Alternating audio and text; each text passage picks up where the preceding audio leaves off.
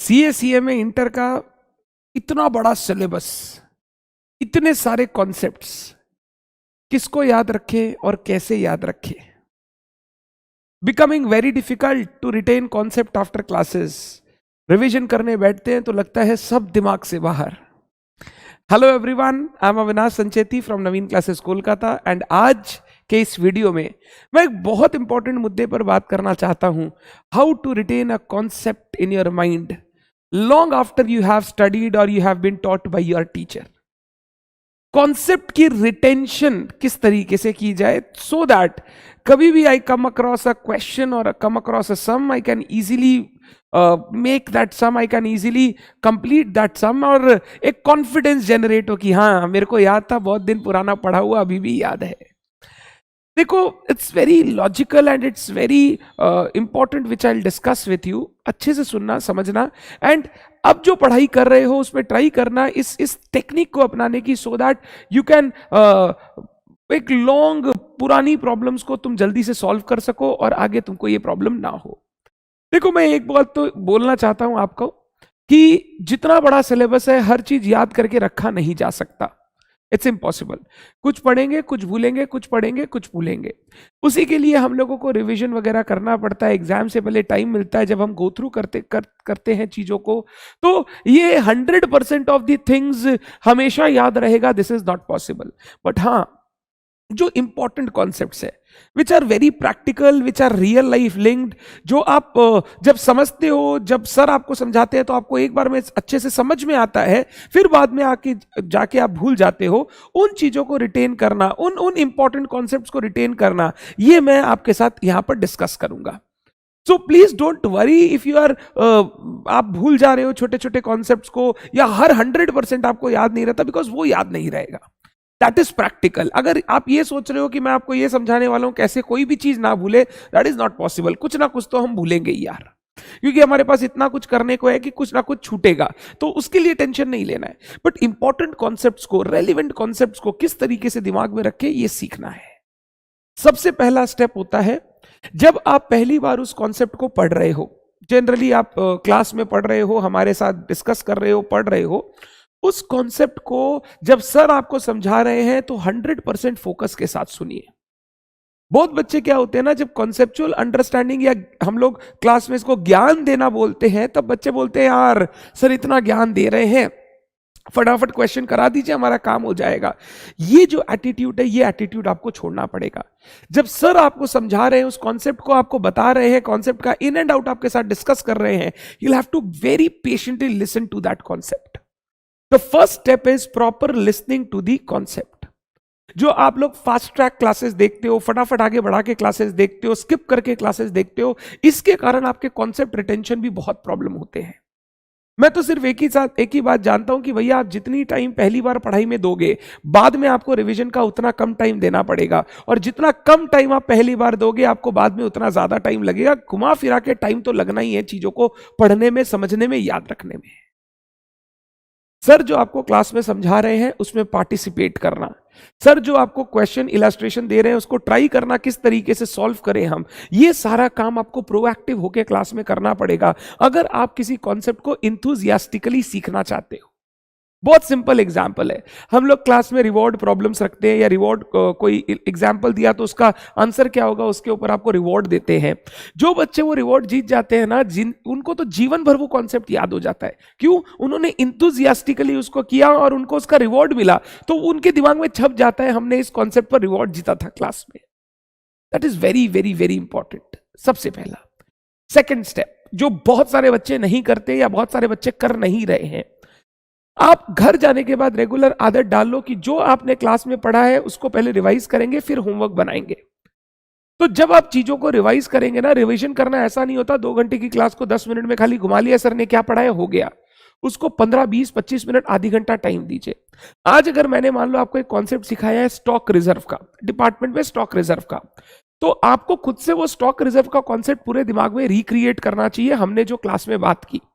एक डिपार्टमेंट ने दूसरे डिपार्टमेंट को माल बेचा, ये जब माल बेचा इसमें प्रॉफिट जोड़ा था, अब दूसरा वाला डिपार्टमेंट धीरे धीरे माल बाहर बेच रहा है, जब माल बाहर बेच रहा है तो कस्टमर से पैसा रियलाइज कर रहा है, तो जो प्रॉफिट डिपार्टमेंट ए ने जोड़ा था वो रियलाइज हो गया कंपनी को। बट अगर कुछ माल इसके पास पड़ा रह गया जो वो बेच नहीं पाया, तो उस माल के अंदर जो ए ने प्रॉफिट जोड़ रखा है, हम लोगों को उस प्रॉफिट को स्टॉक रिजर्व बोलते हैं। थोड़ा अपने से बात करना उन कॉन्सेप्ट्स को लेकर। जब तक आप कॉन्सेप्ट को अपनी भाषा में, अपनी लैंग्वेज में, अपने तरीके से नहीं समझोगे, कॉन्सेप्ट्स रिटेन नहीं रहेंगे। एक तरीका होता है सर ने आपको समझाया, सर ने एक तरीके से चीजों को आपके सामने रखा, अब उस तरीके को, उस चीज को अपनी लैंग्वेज में पढ़ना समझना बहुत जरूरी है। जब आप ये एक्सरसाइज करते हो ना, यू मेक श्योर दैट जो भी आपने पढ़ा है उसमें से कोई भी पॉइंट आपका छूटा नहीं, सारे पॉइंट्स आपने एक बार अपने दिमाग को वापस खनका लिए, दिमाग को बोल दिया देख ये चीज मैंने आज तेरे अंदर डाला है, इस चीज को ध्यान में रखना, इस चीज को निकालना मत। जितना अपनी लैंग्वेज में, जितना अपने तरीके से, जितना अपने खुद के एग्जाम्पल्स बना के आप चीजों को समझोगे, उतना लॉन्ग रिटेन रहेगा आपका कॉन्सेप्ट। तीसरा स्टेप, जब क्लास में पढ़ते हैं या क्लास के बाद घर जाते हैं, तो जो क्लास वर्क ऑफ होमवर्क में उन कॉन्सेप्ट से रिलेटेड हम आपको क्वेश्चन कराते हैं या होमवर्क में देते हैं, उनको शिद्दत से करना, लर्न टू अप्लाई। कोई भी कॉन्सेप्ट लॉन्ग टर्म तक तभी याद रख सकता है जब आप उसकी प्रैक्टिकल एप्लीकेशन को समझो, या प्रैक्टिकली कैसे उसको अप्लाई करता है तो समझो। अगर प्रैक्टिकल एप्लीकेशन किसी कॉन्सेप्ट का आपको समझ में आ गया, तो वो रिटेंशन का जो टाइम है, जितने टाइम तक वो रिटेन रहेगा, वो हमेशा बढ़ जाता है। कोई भी चीज आपके सामने आएगी, कोई भी प्रॉब्लम आपके सामने आएगी, आपको उसका एप्लीकेशन पता है, तो आप इजीली उसको याद करके, आप इजीली उसको दिमाग से निकाल के वहां पर अप्लाई कर सकोगे। तो तीसरा स्टेप हो गया क्लास वर्क पार्टिसिपेट करना, होमवर्क पार्टिसिपेट करना। रेगुलर आपको होमवर्क करना है। क्लास वर्क में जब हम क्वेश्चन आपको देते हैं 10 मिनट का टाइम, 15 मिनट का टाइम, बिल्कुल उस टाइम को यूटिलाइज कीजिए और खुद से क्वेश्चंस को करने की कोशिश कीजिए। जब आप लर्न टू अप्लाई सीख जाते हो ना, तो जो पहले 2 स्टेप थे कि सर ने समझाया, मैंने खुद से समझा, और अब इसको कैसे हमको यूज करना है वो मैंने सीख लिया, तो अब चीजें आपके दिमाग की मेमोरी में रजिस्टर होना शुरू हो जाएंगी। अब रजिस्टर होने के बाद क्या है ना, दिमाग को टाइम टू टाइम उस कॉन्सेप्ट को बार बार रिविजिट करना पड़ता है। अगर कोई चीज आपने पढ़ी और 3-4 महीने बाद वापस जाके देखोगे तो हमेशा रहेगा कि याद नहीं आ रहा है। बट वही अगर उस कॉन्सेप्ट को पीरियोडिक इंटरवल्स में थोड़ा थोड़ा क्वेश्चंस के माध्यम से देखते रहे, तो वो चीजें आपको ज्यादा दिन तक याद रहेंगी। हमने रेगुलर प्रैक्टिस कोर्स तो आपके लिए इसलिए इंट्रोड्यूस कर रखा है कि भाई इंश्योरेंस क्लेम का चैप्टर पढ़ा था 3 हफ्ते पहले, आज उसका एक कॉन्सेप्ट वापस, एक क्वेश्चन हमने विजिट किया, क्वेश्चन को बनाया, तो वो कॉन्सेप्ट एक बार वापस रिवाइज हो गया। फिर 4 दिन बाद वापस एक इंश्योरेंस क्लेम का सम बनाया, तो वापस कॉन्सेप्ट रिविजिट हो गया। जितना बार कॉन्सेप्ट रिविजिट होगा, उतनी बार आप देखोगे आपके दिमाग में चीजें बार बार उस कॉन्सेप्ट को खोलते जाएगी और आपका कॉन्सेप्ट हमेशा रिटेन्ड रहेगा। हाँ, अब जब मैं बोलता हूं रीविजिट दी कॉन्सेप्ट, बहुत बच्चे क्या करते हैं, बार बार कॉपी खोल के रिवीजन करने की कोशिश करते हैं, फिर बोलते हैं सर हमारे पास टाइम ही नहीं, हम कैसे रिवाइज करें। कॉन्सेप्ट को रीविजिट करने के लिए आपको कॉन्सेप्ट को बार बार पढ़ना नहीं पड़ता, उसका एप्लीकेशन ट्राई करना पड़ता है। आप कोई भी चैप्टर को एक क्वेश्चन अगर आप बनाते हो ना, तो आप देखोगे चैप्टर का 30, 40, 50% एक बार में पूरा रिवाइज हो जाता है। जैसे ही दूसरा क्वेश्चन बनाते हो तो और 20% नया चीज रिवाइज हो जाता है। जब आप 2-3 question over a period of 4, 5, 6 days बनाओगे, तो आप देखोगे पूरा चैप्टर आपका एक बार वापस रिविजिट हो गया। एंड ये रिविजिट एक्सरसाइज से क्या होता है, दिमाग में जो मेमोरी गई थी, वो मेमोरी बार बार अपने सारे तार को जोड़ती है, अपने डॉट्स को कनेक्ट करती है, और चीजें आप हमेशा रिटेन कर पाते हो। तो अगर कोई ये बच्चा ये 4 स्टेप प्रॉपरली फॉलो करता है अपनी पढ़ाई के टाइम, मेरे को लगता है कोई भी ऐसा कॉन्सेप्ट नहीं है, कोई भी ऐसा इंपॉर्टेंट कॉन्सेप्ट नहीं है जो उसको बाद में जाकर याद ना आए। अगर कॉन्सेप्ट याद रहते हैं ना, इसका सबसे बड़ा फायदा रहता है, जब आप रिवाइज करते हो, चीजें आपको याद आती जाती है, तो आपके अंदर मोटिवेशन रहता है, यस ये सब्जेक्ट मेरे ग्रिप में है, मैं इस सब्जेक्ट को कम से कम समय में अच्छी तरीके से कंप्लीट कर सकता हूं। और इसके साथ साथ समरीज बनाना, अगर आप कोई कॉन्सेप्ट को रिटेन नहीं कर पा रहे हो, उसकी समरी बना लो, सो दैट रिटेन नहीं कर पा रहे हो, प्रॉब्लम है, रिवाइज करना पड़ेगा बार बार, कितने कम समय में रिवाइज कर सकते हो, इसका एक प्लान बनाओ। जितने कम समय में रिवाइज कर पाओगे, तो उतना ना दिमाग को ऐसा लगेगा कि ठीक है चल, याद नहीं रहता है तो क्या हुआ, 10 मिनट देखेंगे तो याद आ जाएगा। ये भी एक फैक्टर है जो आप यूज कर सकते हो। अगर कोई कॉन्सेप्ट आपको रिटेन नहीं रहता, उसका एक प्रॉपर समरी बनाओ, और जब भी आपको लगता है उस कॉन्सेप्ट को भूल गए, एक बार वो समरी को देख लो, देखो आपके दिमाग में चीजें वापस आ जाएंगी।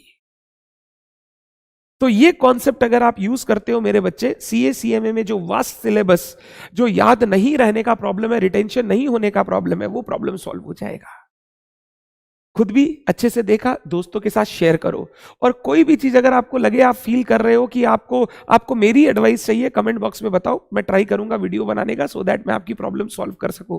और बताना कि ये चारों स्टेप फॉलो करने के बाद 7 दिन बाद, 10 दिन बाद आपको कैसा लगा, सो दैट मेरे को भी ये समझ में आए मैं अपनी स्ट्रैटेजीज को और कैसे इंप्रूव कर सकता हूं, ताकि मैं आपको और हेल्प कर सकूं। Thank you so much everyone, bye bye.